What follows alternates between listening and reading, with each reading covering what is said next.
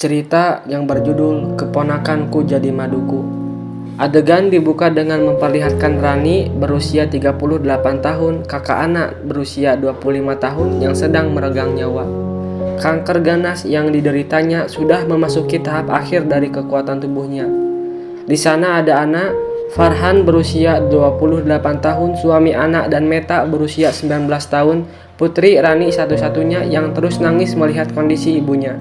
Di sela-sela sakaratul mautnya, Rani berpesan ke anak dan Farhan agar mereka mau merawat dan membiayai kuliah Meta sampai tamat dan berhasil mandiri. Anak dan Farhan menyanggupi dan janji akan melakukan semua wasiat Rani. Lagi pula, selama ini juga anak yang membiayai sekolah Meta, termasuk membiayai pengobatan Rani. Maklum, Rani hanya seorang janda yang hidupnya serba kekurangan. Ternyata malam itu adalah malam terakhir pertemuan mereka. Rani menghembuskan napas terakhirnya di pelukan anak. Tangis anak dan Meta pecah karena kesedihan mereka. Hari-hari berikutnya, Meta tinggal di rumah anak. Anak dan Farhan sangat sayang sama Meta. Mereka memperlakukan Meta dengan penuh kemanjaan. Karena sejak kecil pun, anak memang selalu memanjakan Meta, keponakan satu-satunya. Bukan hanya perhatian, tapi materi pun dicukupi. Apapun yang diminta Meta selalu dipenuhi. Bahkan Meta juga dibelikan mobil supaya kuliah gak perlu naik angkot. Hidup Meta yang semula serba pas-pasan berubah jadi serba berkecukupan. Seiring dengan berubahnya keadaan, gaya hidup Meta pun jadi ikut berubah juga. Dia mulai bergaul dengan teman-teman dari kalangan high class, baik di kampus maupun di lingkungan. Meta juga jadi sombong dan melupakan teman-teman masa susahnya. Meta sering shopping bareng teman-temannya atau hangout keluar kota. Kalau ditanya, jawabannya pasti urusan kuliah. Bukan hanya perilaku saja yang berubah, tapi sama ibadah pun dia jadi lupa. Yang dulu rajin sholat, gak pernah kelihatan lagi sholat. Yang dulu pakai jilbab, sekarang dia lepas jilbabnya dan ganti pakaian seksi. Kalau diingatkan sholat, Meta selalu beralasan, capek lah, lagi dapat lah. Ana heran, masa dalam sebulan dapatnya gak berhenti-berhenti? Hal lain yang berubah dari Meta adalah perilaku konsumtifnya yang melampau batas. Hampir tiap hari dia pergi shopping bareng teman-temannya untuk beli barang-barang branded. Dan itu tentu saja menghabiskan banyak uang yang harus dikeluarkan anak. Kalau dinasehatin supaya jangan berlebihan, Meta langsung ngambek dan kabur beberapa hari. Saat Meta gak pulang, anak juga yang kelimpungan nyari-nyari, takut Meta kenapa-napa. Kalau sampai Meta kenapa, Ana pasti ngerasa berdosa banget karena gak bisa menjalankan amanat almarhumah kakaknya dengan baik. Terpaksa Ana bujukin Meta untuk pulang dan janji akan kasih Meta hadiah perhiasan atau barang lainnya. Kalau sudah dibujuk hadiah, Meta akhirnya mau pulang juga.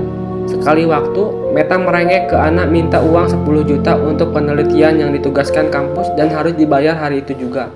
Karena Ana lagi gak pegang uang cash sebanyak itu, Ana ngajakin Meta ke ATM untuk ambil uang. Nah, saat Ana lagi ambil uang di ATM, diam-diam Meta memperhatiin PIN-nya. Setelah uangnya yang dikasih Ana habis, diam-diam Meta nyolong ATM Ana dan ambil uang Ana di ATM dengan jumlah pengambilan maksimal. Dan hal itu dia lakukan berkali-kali. Uangnya dia gunakan untuk foya-foya bareng teman-temannya. Ana yang akhirnya nyadar kalau ATM-nya hilang buru-buru blokir rekening. Pas dia datang ke bank untuk buka kembali rekening, Ana kaget saat tahu uangnya udah hilang banyak. Ana jadi curiga jangan-jangan kartu ATM diambil Meta. Dan akhirnya Ana memang berhasil menemukan ATM-nya ada di dompet Meta. Ana marahin Meta. Meta kabur dari rumah dan numpang di tempat kos temannya yang cowok. Tapi ternyata temannya itu jahat. Meta mau dijual temannya ke om-om hidung belang. Untung Meta berhasil kabur pakai mobilnya. Tapi pas kabur, dia malah nabrak orang. Meta hampir dipukulin orang sekampung. Untung polisi keburu datang melerai. Meta dibawa ke kantor polisi dan diinterogasi. Ana yang dapat kabar dari polisi kalau Meta nabrak orang, buru-buru datang ke kantor polisi. Meta nangis-nangis minta Ana bebasin dia. Akhirnya dengan membayar sejumlah uang, korban yang ketabrak Meta bersedia menyelesaikan masalah secara kekeluargaan. Ana nasehatin Meta. Meta nangis-nangis minta maaf dan janji gak akan mengulang kesalahan. Untuk beberapa saat, Meta seperti sadar dan berubah jadi anak yang baik. Sekali waktu, Farhan harus meeting dengan investor dari Jepang. Dalam pertemuan itu, Farhan harus bawa istri, tapi Ana lagi sakit. Farhan bingung, persoalan istri buat investor Jepang adalah hal penting dan sangat berkaitan dengan kepercayaan. Kedatangan Farhan bersama istri akan menjadi simbol keharmonisan rumah tangga dan akan menambah kepercayaan sang investor. Atas usulan Ana, Farhan akhirnya membawa Meta ke pertemuan itu dan mengenalkan Meta sebagai istrinya. Tak disangka, ternyata si investor Jepang itu sangat terkesan dengan Meta yang dianggap sangat supel, cerdas dan sangat paham soal bisnis.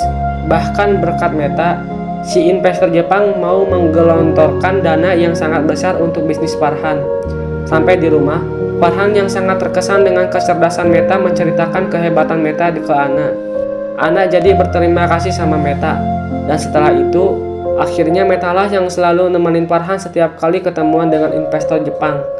Entah itu saat meninjau proyek maupun saat meeting. Karena selain sudah terlanjur dikenalkan sebagai istri, juga karena Meta sangat pintar meyakinkan si investor. Meta kemudian cerita ke Cynthia, teman dekatnya yang selama ini sering dia traktir.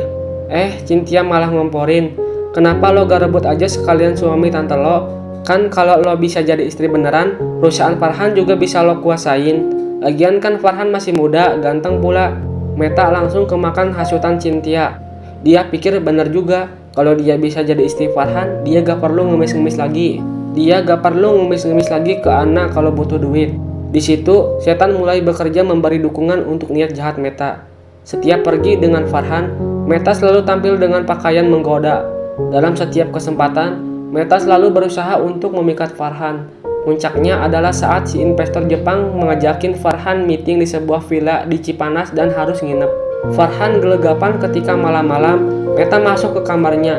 Farhan berusaha nolak, tapi kata Meta dengan halus, kalau dia gak tidur di situ, ntar investor Jepang akan merasa curiga.